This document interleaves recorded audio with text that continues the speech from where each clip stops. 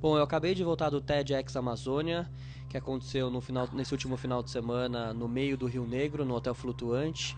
Eu vou compartilhar com vocês a entrevista que eu fiz lá na Amazônia com o Helder Araújo e com o Rodrigo Cunha, os dois membros do board do TEDx Brasil, do TEDx São Paulo e do TEDx Amazônia, e que falaram um pouco pra gente qual a motivação para fazer esse evento, para organizar um evento com uma logística super complexa e reunir durante 2 dias mais de 500 pessoas para discutir, como o próprio mote do evento, qualidade de vida para todas as espécies.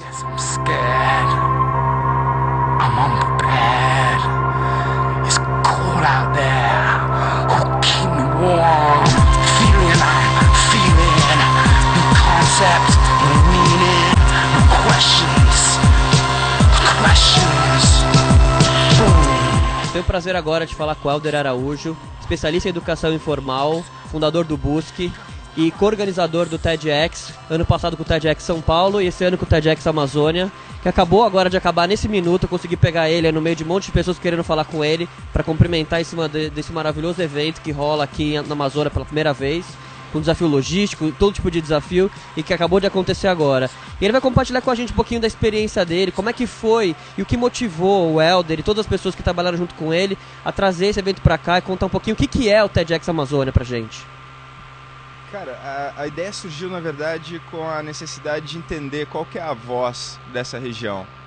O TEDx ele acontece em várias cidades, já são mais de 1.400 pelo mundo. Qualquer pessoa pode organizar na sua escola, no teu bairro, na tua empresa, enfim. O objetivo é trocar conhecimento de uma maneira mais tranquila, mais informal, sem hierarquia de conhecimento, sem falar que matemática ou física são mais importantes do que desenhar ou se alimentar, ou saber cozinhar.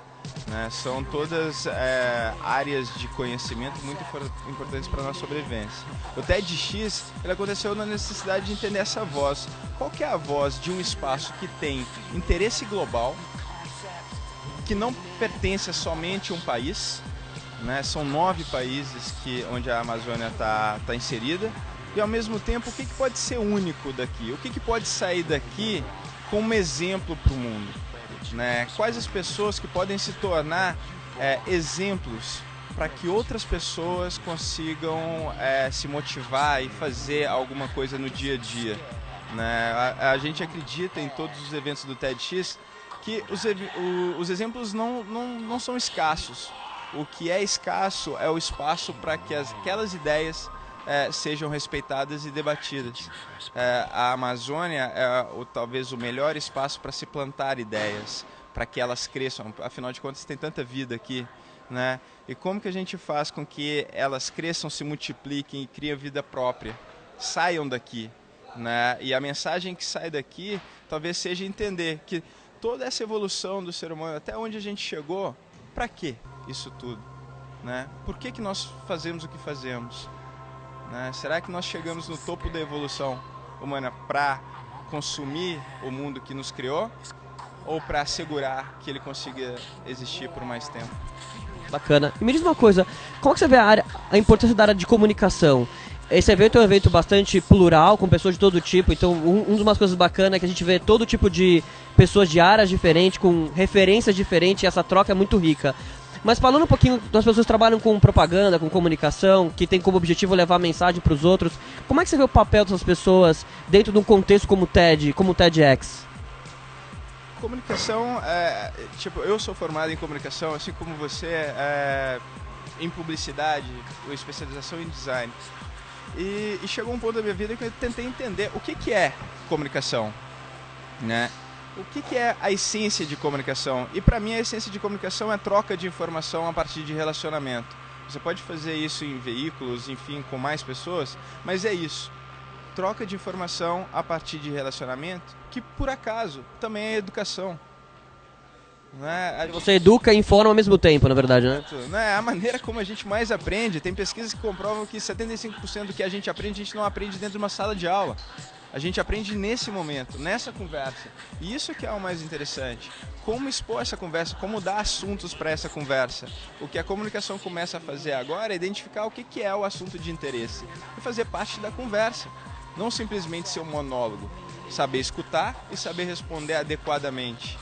Né? Então é esse o novo papel da comunicação corporativa. Saber escutar e responder adequadamente. É o que a gente viu aqui, né? Eu queria agradecer o Helder, a gente está quase sendo expulso aqui do palco, porque estão desmontando aqui, precisam desmontar Tem Time. Então, claro, a gente tem que fazer a logística acontecer. Então, obrigado, Helder, mais uma vez e parabéns pelo evento.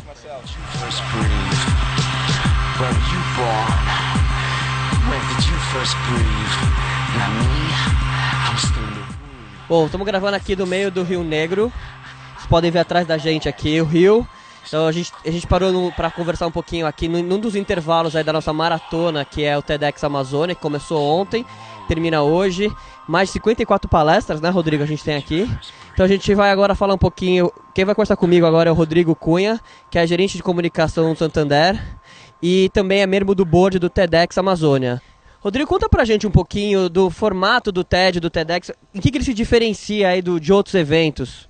O TED é uma série de palestras, né, num evento que acontece em 2 dias aqui no Brasil, pela primeira vez, mas surgiu nos Estados Unidos. São palestras de 18 minutos, o objetivo é contar essas novas ideias que estão acontecendo no mundo, coisas que estão surgindo, por meio de uma maneira rápida e fácil de ser acessada, né? A gente tem esse fluxo de informações enorme, cada vez maior, então o TED conseguiu agrupar grandes ideias nesse formato diferenciado, que são palestras de 5, 10 minutos, que acabam indo para o site depois. Tem um evento que acontece um dia inteiro, são 54 palestras nessa edição, e depois cada um dos eventos das palestras vai sendo colocado em vídeo ao longo das próximas semanas. Acho que o diferencial é esse, essa maneira de colocar as ideias de uma forma fácil e rápida de ser acessada pela internet.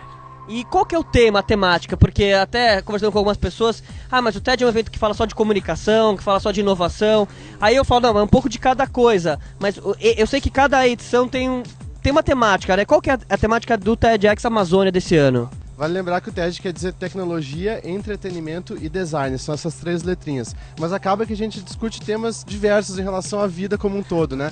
Por acaso, essa edição chama a qualidade de vida de todas as espécies do planeta. Então a gente quer mostrar como é que o ser humano interage com todas as espécies que existem aqui ao nosso redor, por exemplo, né? E como é que o ser humano interage com o mundo. Então o que a gente está vendo nesse evento é uma grande reconexão com a natureza, né? Olhar para a natureza como fonte de inspiração para a solução de design, né? Design thinking, biomimética, são temas que vão emergindo cada vez mais, que mostram como é que a gente está procurando se reconectar. E me dá um exemplo, só para quem está assistindo a gente entender, qual é o tipo de perfil de pessoas que vocês buscam. Eu sei que é um trabalho árduo achar as pessoas que vão palestrar, que vão dividir. Qual que é o perfil, como é que foi o formato de busca dos palestrantes? Dá um exemplo de alguns palestrantes que vocês chamaram para essa edição. Os palestrantes, eles têm que ser, primeiro, tem que trazer temas inspiradores e que ajudem a pensar. O TED tem esse slogan que é ideias que valem a pena ser espalhadas. Então a gente vai atrás dessas ideias. O processo de curadoria demorou 3 meses, mais ou menos. A gente tinha uma lista enorme de 150 pessoas. A gente foi perguntando quem é que você tem para indicar. E as pessoas iam buscando as suas referências, trazendo uma diversidade incrível de palestrantes. No final, a gente se reuniu e acabou fechando nesses 54 nomes. Mas o que a gente busca, né? Por exemplo, falou aqui o Michael Braungartner, que ele busca, a tese dele é que a gente precisa desenhar produtos que sejam facilmente absorvidos pelo solo ou pela biosfera, ou seja, buscar maneiras de desenvolver coisas que não se transformem no lixo. Depois a gente não encontra, por exemplo, garrafas plásticas pelos oceanos, como a gente está vendo, né? Agora mesmo falou o Thiago Mello, que é um poeta. Foi uma palestra mágica, ele falou uma coisa muito legal, que ele estava percebendo que neste momento a gente estava vendo a integração dos povos latino-americanos, que foi uma coisa que a gente buscou também, trazer pessoas de outros países. Então tem gente do Peru, tem gente da Colômbia, tem pessoas na audiência da Venezuela, tem gente da Finlândia, da Alemanha, da Europa e muita gente do Brasil. Então pessoas que tragam ideias que ajudem a mudar o mundo. Rodrigo, obrigado por compartilhar com a gente.